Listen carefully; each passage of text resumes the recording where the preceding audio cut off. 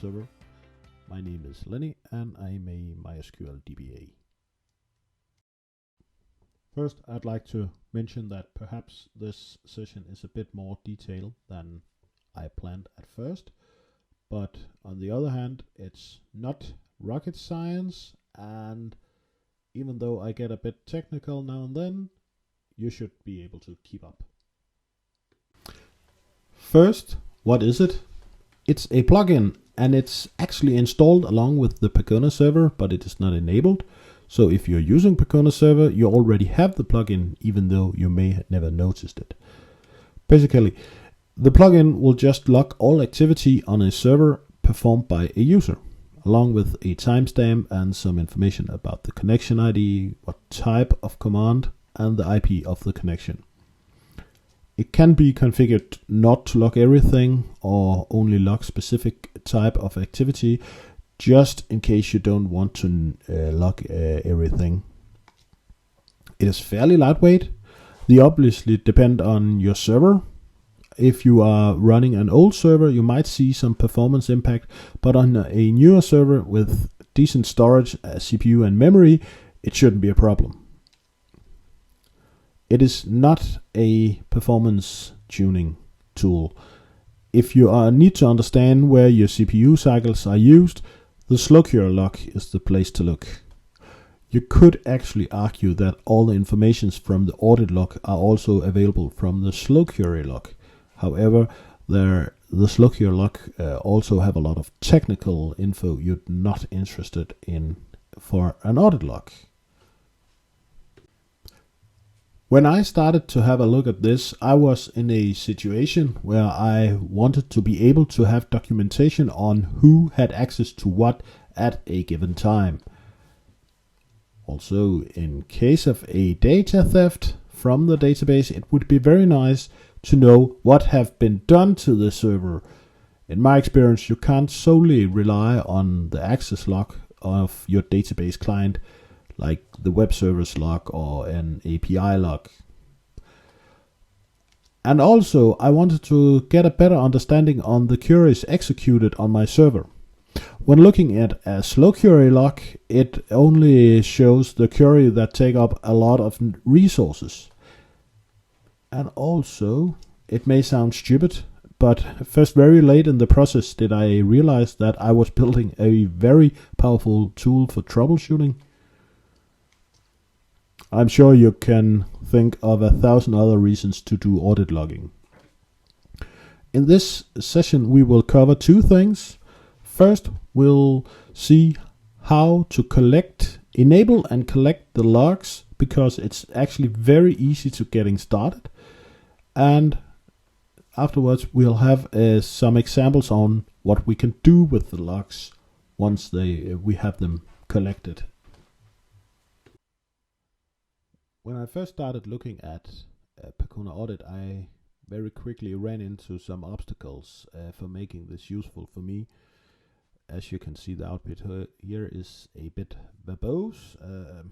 It's JSON. It could also be XML or a CSV, but it's not very user-friendly to read. And also, it's stored in a regular text file. You can grab in that.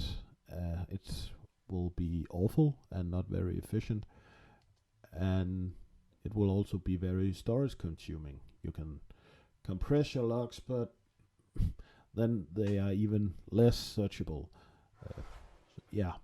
So I had to find a way to work my way around it.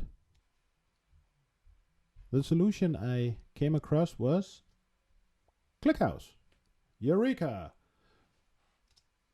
Data is easily structured in a table. It gives us all the benefit having data in a table. You can sort and you can search and filter the stuff you don't want to see. And ClickHouse, being very, very quick when searching, gives us good options to find the things we actually are looking for, and we don't have to wait for hours and days when we are walking through terabytes of data. And it also have a very good compression ratio, so we don't have to use all our storage for logs. Yeah. So what we are having a look at now is how I have enabled the plugin and how we are collecting the logs and how importing them into ClickHouse, and some of the fun we can have with it afterwards. Here is now a quick demo on how to enable and configure the audit plugin. Start by connecting to my database. Here we go. And actually we just do a install plugin audit plug.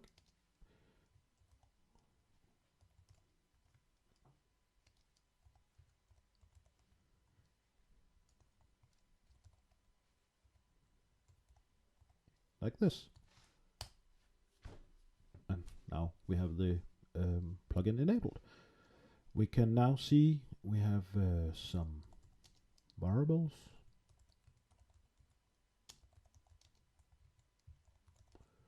that is connected to the audit. Like this. You can go to Percona's website and read all about these variables and learn what each of them do. I will not focus on that. I will get back to on why I have chosen the values I have chosen. Some of them are not dynamically, so I will have to go to the configuration file and edit them, and because I'm a cheater I already did that. As you can see here, I chose to use JSON. I have chosen to log everything, and I have chosen to save the files into a log file with this path and this file name. And yeah, you might need to restart your MySQL server, because yeah, some of the values are not dynamically.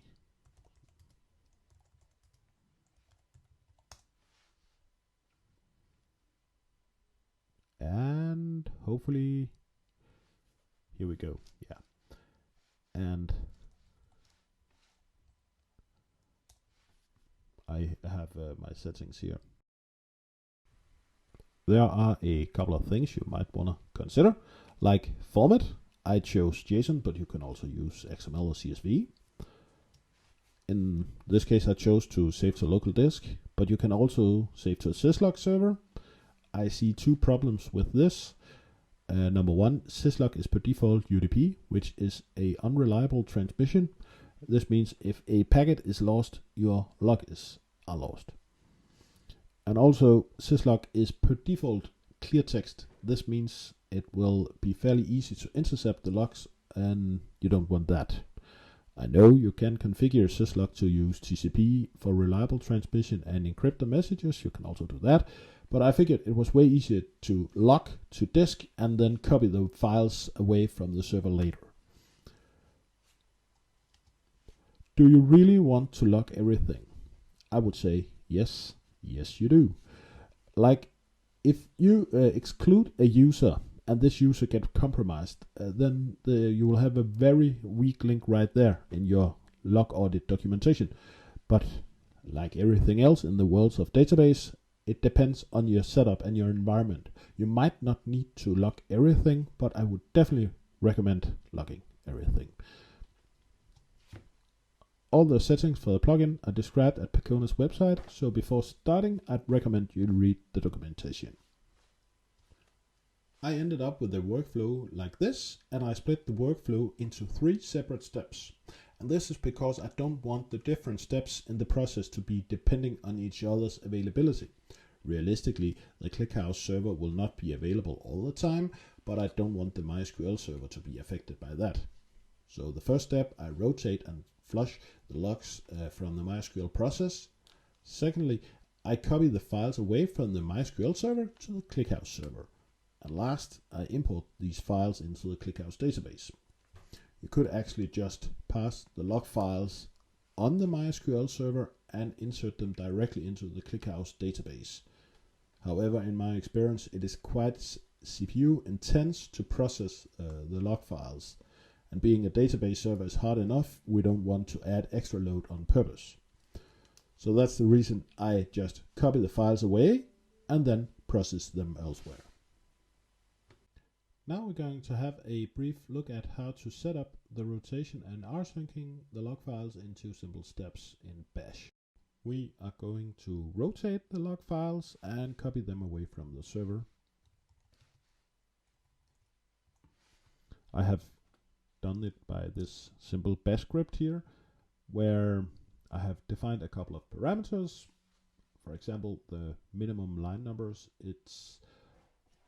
The minimum line numbers in the log file. If the log file is less than 1,000 lines, I will just ignore that.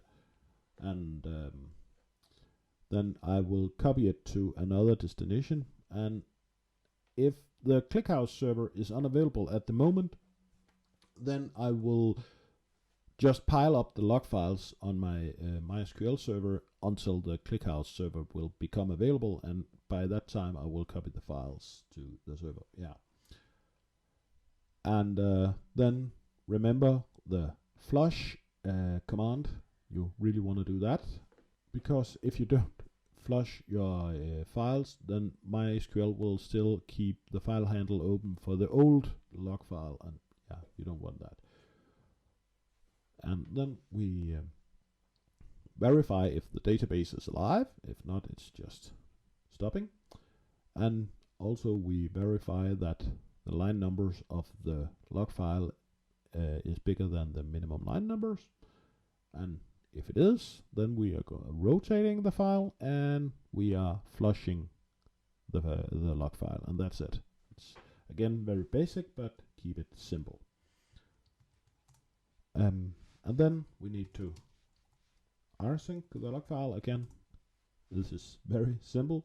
The directory I want to copy away and the host name of the ClickHouse server, the SSH user, and where to put them on the ClickHouse server. Note this host name. It will become relevant in a moment. And and we're just copying it. And you can decide at which frequency you want to do this. It depends on, do you want to be very real time, then perhaps you want to do it every minute or so, or if it's not that important, you can do it every hour.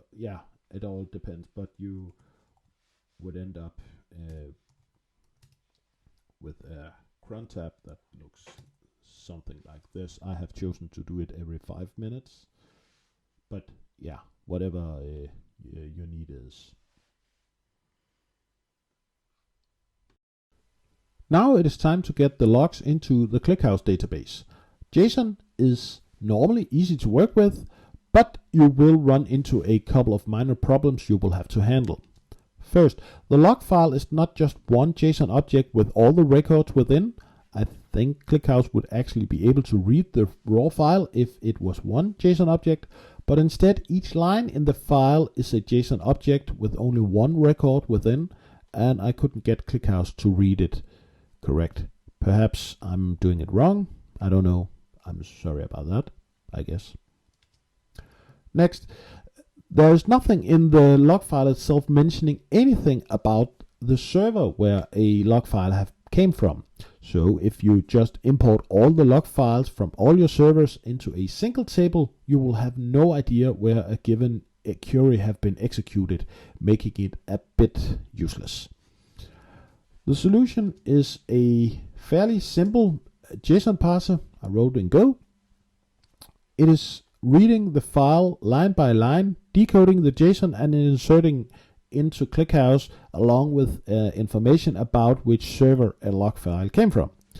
It is wrapped into a bash script and it will read from an ingress dir one file at a time, which is also the reason why you would have a lower number of big files instead of a bigger number of small files, because there will be an overhead in opening and closing a lot of small files. Both source code and binary is available at GitHub. The link is included on the last slide. Now, how to actually get the data into the ClickHouse database. We are going to import the files into ClickHouse now. We have these files on the server. We have a ClickHouse importer. It is the binary file I mentioned before. And then there's a config file, and it is basically holding all the information, credentials needed for connecting to the ClickHouse database. And then there is a batch size here at the last line. It is how many lines we will commit into ClickHouse at a time, because one line at a time, ClickHouse will not perform very well if we do that. Perhaps 20,000 is too much for you. Perhaps you can increase the number. You can try and learn by doing. And then we have the definition of the table itself, and this is just all the information in each log record. And I have added a column called DB server, which is intended to be the host name of the server from where the log file came. And as you remember, we copied the files into a folder called ingress. So let's have a look at ingress. Here I have 5 servers copying files into my my ClickHouse server here. And if I have a look into the files or the subdirectories here, let's have a demo db1. Yeah, you can see there's actually a lot of files that have piled up because the importer have not been run for the first time yet. So there's a lot of files to work with. Yes, and let's clear that. And let's have a look at the importer. We are defining a incoming directory here, and the config file with the credentials. And what happens here is we are jumping into the incoming directory and scanning it for the subdirectories. And the name of the subdirectory will be the name of the server when imported into the database. And that was the reason we named it the host name. And for each subdirectory, it will run through and see, is there a file called audit? And if there is, then it will actually just input the file into the ClickHouse importer, including the DB hostname, including this is the file we are working with, and the config file. And if it's not successful, it will throw us an error, or otherwise it will delete the file after it's done with importing it. Yeah, we can try to have a look at it. As you saw, there was an awful lot of files because for test purpose, I had it running overnight. So I guess there's let's see how much log we actually have. We can see. We have 1.1 gigabyte of log files here, and we can try to run this. And now we play the waiting game. Okay, I shorted it down a bit. No reason for you to see the import process, but it was just importing. The speed of this will obviously depend on your hardware. I'm running this on a virtual box on my laptop, so it's not that fast. In my production environment, I run it in VMware with 4 cores, and it will process roughly 60,000 lines per second. Again, a reason to have bigger files with a huge number of lines instead of smaller files, because there is also overhead when you have to open the file, process it, close it again. Yeah, bigger files is the key word here. And that was it. We are actually now ready to start having fun.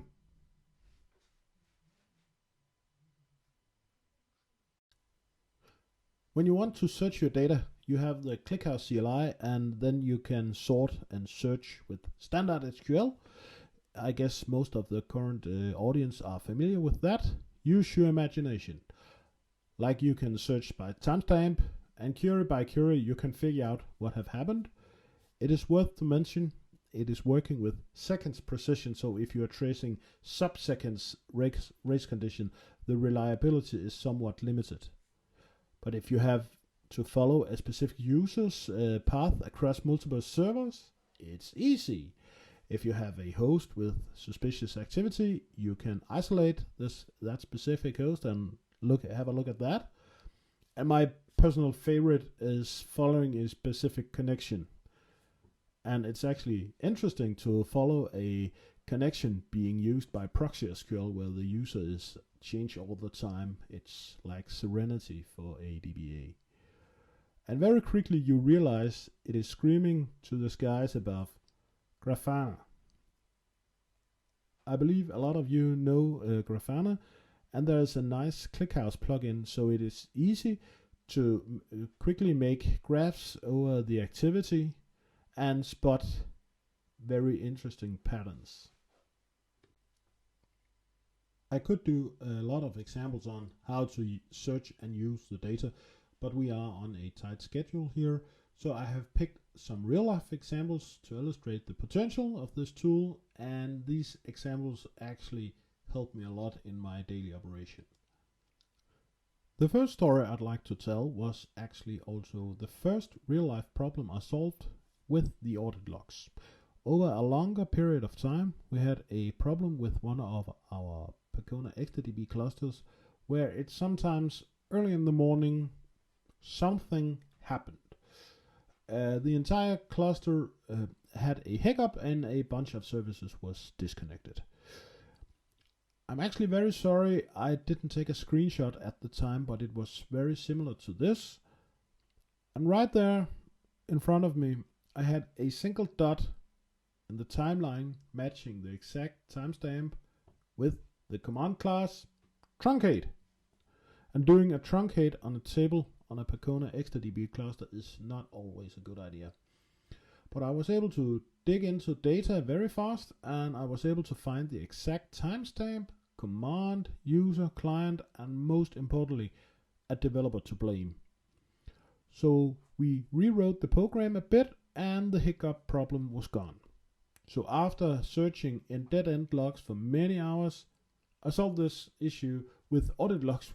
I think it was less than an hour, and that was a good day at the office. I had the idea that I would be using this tool to investigate security incidents all day long, like it was CSI or something, but the reality is often disappointing. So from a security perspective, I had almost not been using this tool, and I think that is a good thing. But I did use it for one case. We have a login service for our customers, and we do have a decent security setup, so you can't just throw a huge number of logins to the server and then brute force your way in. You will end up being blocked very quickly. However, someone did find a way to go around this and actually managed to do a lot of logins within a short span of time. And because the amount of requests to the web server in total wasn't that big, no one really noticed. But Audit collected everything, and when I had a look at the activity in the table holding the users, it looked like this. And please notice that the y-axis is logarithmic, so the peak is 50 to 10 times above the normal. With this, I could dig out the exact number of hits, the usernames that were tried to be used, and we could pull out the access log from the web servers, and this helped us find out how they pulled that stunt on us, and we could adjust the login procedure so this attack couldn't happen again. Yeah, a nice story from the trench. If this had been a live event, this would be the time I would look at you and say, raise your hand if you have ever heard a developer say, my program is not working, there must be something wrong with your database.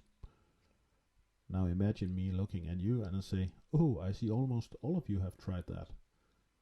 And this is where I really have benefited from the audit. One of the things I was very surprised to find out was the number of unsuccessful queries on the server. Looking at this graph, the green line at the top is status OK, status 0. Again, note this is a logarithmic scale, but I still see a lot of errors there. I decided to dig into the status 1064. Some of you may know that this is the error code for syntax error in the SQL. And I found out it was a handful of different applications where the developers actually did handle database errors in the code, but they were not checking what kind of error. So they had just assumed the database was returning an invalid answer, and they worked their way around that. I could then tell them, you should do this differently. And so they did, and the errors disappeared. Wow. And this next one I think is my favorite example because it took me quite some time to figure out what went wrong, and I did learn quite a lot. A whole team of developers were complaining about receiving wrong results from the database and only receiving single rows when expecting more than that. And apparently they were right. The data they received was not the same as when I tried the exact same query on the exact same database. But they could not reproduce this error, and it only happened at random once or twice per day. So the only thing I had to go with was the query itself and a couple of timestamps. So yeah, go find an error on your cluster executing 200 million queries per day. Just let us know when you find something. And this is where audit became handy. I have to admit it took me several nights, a lot of coffee, and a couple of whiskey shots to find it, but I did find it. The query looked something like this. Notice the timestamp. And I had to track the connection ID back and back and back, and then I found it almost an hour before this error had happened.